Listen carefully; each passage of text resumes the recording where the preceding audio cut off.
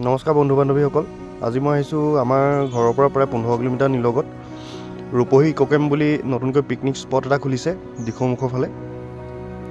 ইয়াতে আহিছোঁ, অকণমান ভাবিছোঁ আপোনালোককো দেখুৱাই দিওঁ কেনেকুৱা লাগে।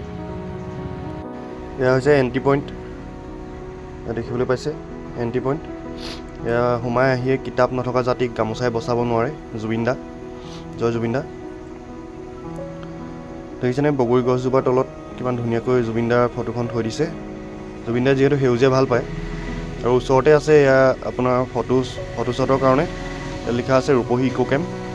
ব্ৰহ্মপুত্ৰৰ কাষতে হয়। ইমান ধুনীয়াকৈ জেগাখন বনাইছে।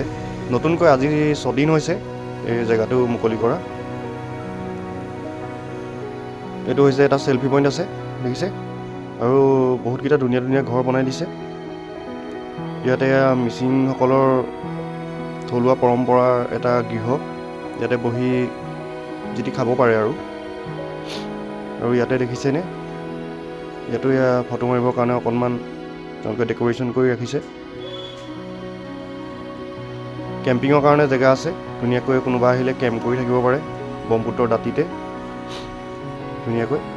আৰু যেতিয়া ইয়াতে মানে বেলিটো যেতিয়া ছানছেট হয় ন, ইমান ধুনীয়া এটা পৰিৱেশ সৃষ্টি হয়, বহুত ধুনীয়া। দেখিছে ইয়াতে মই মেনুখন দি দিছোঁ, ইয়াতে কি কি পোৱা যায় সকলো পোৱা যায়। জোচাক থালিৰ পৰা আদি কৰি যি খাবলৈ মন যায়, আৰু লগতে আপোনাৰ চাই আপঙৰ জুতি।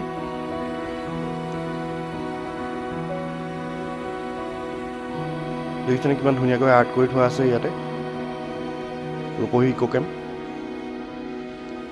মানে বহুত ধুনীয়াকৈ জেগাটো তেওঁলোকে বনাইছে। আশা কৰোঁ আহিব ৰাইজ। নতুন বছৰত এনেই সমাগত যিসকল ব্যক্তি আমাৰ তিয়ক হওক বা যোৰহাট হওক বা দিখৌমুখ, শিৱসাগৰ, তেওঁলোকৰ মানুহখিনিৰ কাৰণে একদম ওচৰতে এটা পিকনিক স্পট হয়। ইয়াত দেখিছে বেলি আপোনাৰ মাৰ গৈছে। মহাবাহুৰ সৌ সিপাৰে কিমান দূৰত কিমান ধুনীয়াকৈ বেলিটো অস্ত গৈছে। এটা ধুনীয়া পৰিৱেশ মানে। টাউনৰ যান জঁটৰ পৰা অকণমান আঁতৰত আহি যদি এসাঁজ খাম বুলি ভাবিছে, ইয়াত আহিব পাৰে ৰূপহী ইক' কেম্প। আমাৰ গৌৰীসাগৰৰ পৰা প্ৰায় আপোনাৰ 15 কিলোমিটাৰ হ'ব, আৰু আমাৰ তিয়কৰ ফালৰ পৰা গ'লে আপোনাৰ 15 পৰা 17 কিলোমিটাৰ হয়। মোৰ ঘৰৰ পৰা 15 কিলোমিটাৰ। জুবিন দা সকলোৰে বাবে জিন্দাবাদ। জুবিন দা সদায় থাকিব আমাৰ মাজত। সেইবাবে সকলো জেগাতে জুবিন দাৰ প্ৰতিচ্ছবি দেখিবলৈকে পোৱা যায়। এয়া হৈছে জেগাটো। মই এনেই অলপ সময়ৰ বাবে গৈছিলোঁ, মই বিশেষ একো খোৱা নাই। সৌ সিপাৰৰ পৰা সেয়া আহিছে নাৱৰীয়াসকল, এইটো পাৰলৈ আহি আছে। কোনো এডিট কৰা নাই কিন্তু ফটোকপি, এই ভিডিঅ'টো কোনো এডিট কৰা নাই, আপোনাৰ একদম নেচাৰেল হয়।